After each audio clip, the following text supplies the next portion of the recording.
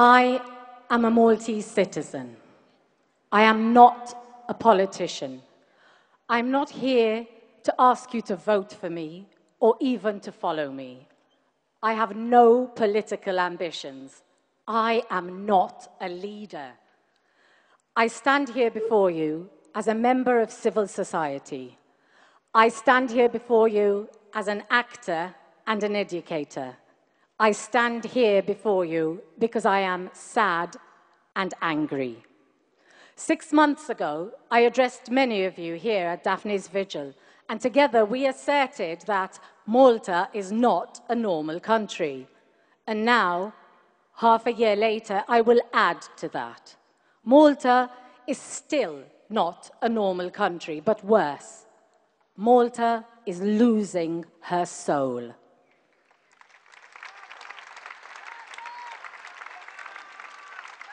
I stand here before you to tell you that we deserve better. Listen, what can we hear? We can hear the thumps of every tree we needlessly chop down.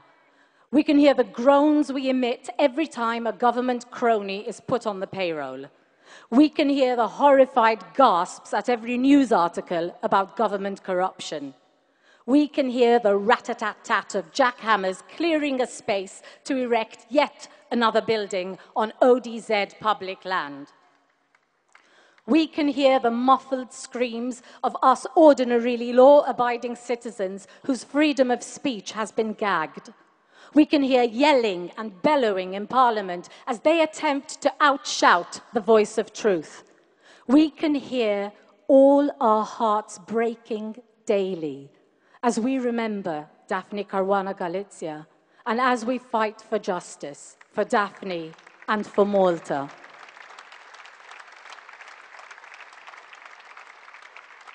But we can also hear Malta losing her soul, and we deserve better. We deserve better. We deserve better than our Minister for Culture and Justice, Owen Bonici, who, before he was elected, promised to fight censorship in all its forms. And now that he's a minister, he has become the censor himself. It is not normal that a peaceful, innocuous memorial site like this is cleared by Minister Bonici's ministry over 20 times and counting. We deserve the right to protest peacefully, without consequences, without threats, and without censorship.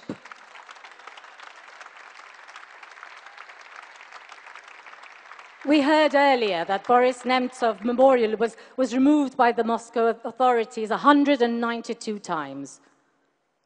We still have another 170 to go to catch up, but we deserve better.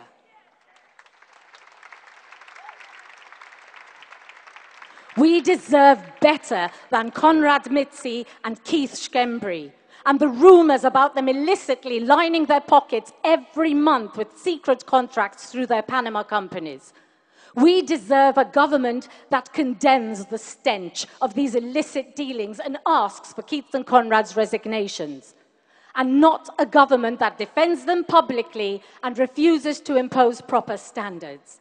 We deserve better.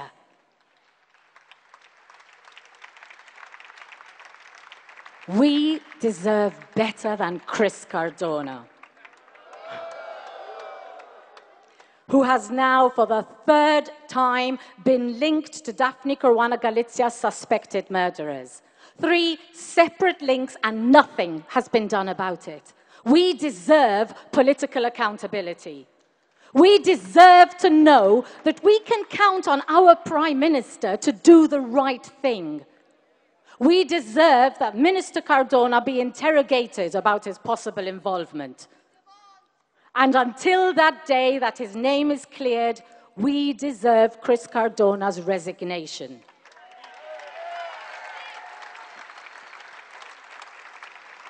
We deserve to know that we can trust our Prime Minister not to defend assassins. We deserve better. We deserve better than our Prime Minister, Joseph Muscat. A Prime Minister who has surrounded himself with shady people accused of corruption, money laundering, and links to murderers. A Prime Minister who takes secret trips to Azerbaijan and Dubai and refuses to tell us what was discussed at these meetings. A Prime Minister who is giving away our public land, selling our public assets, our hospitals, selling our passports, and not allowing us access to any information as to who is buying all of our heritage.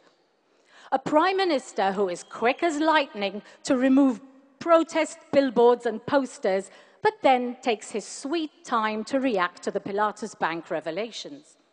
It took him so long to react that the plane with the suitcases had already landed in Dubai.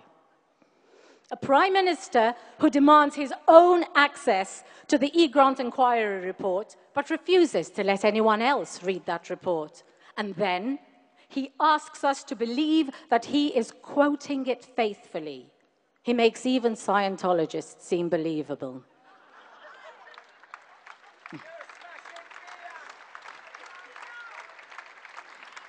A Prime Minister who knows that La Repubblica published the news that the Secret Service was purposely withholding information from Magistrate Vella, and he still does nothing to ensure that the investigation into Daphne's assassination is uncompromised.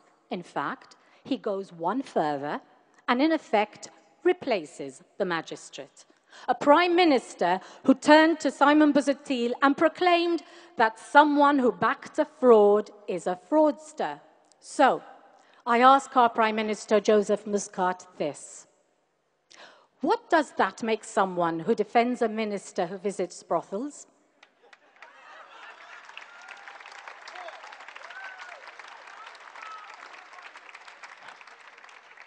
A Prime Minister who threatens to exile an opposition MP because he dared question him. Joseph Muscat is treating Simon Busuttil the same way he and his party treated Daphne Caruana Galizia. He is trying to turn Dr. Busuttil into a figure of hate, a scapegoat, a cartoon character, a panto baddie. Why? Why? Is it because Simon Busuttil is telling the truth, and so Joseph Muscat has to discredit the messenger?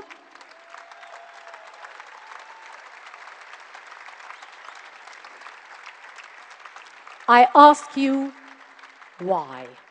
Why? Is it because it is easier to dispose of a cartoon character than it is to dispose of a human being? We deserve better. We deserve so much better. We do not want a corrupt government. We do not deserve a corrupt government. We deserve a Prime Minister who knows the meaning of political accountability. We deserve a Prime Minister we can count on to do the right thing.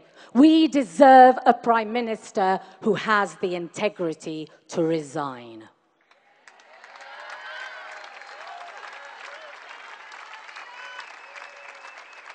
We deserve better, because this is our nation. This is our home, and we are the people. We expect better, we demand better, and we deserve better. Thank you.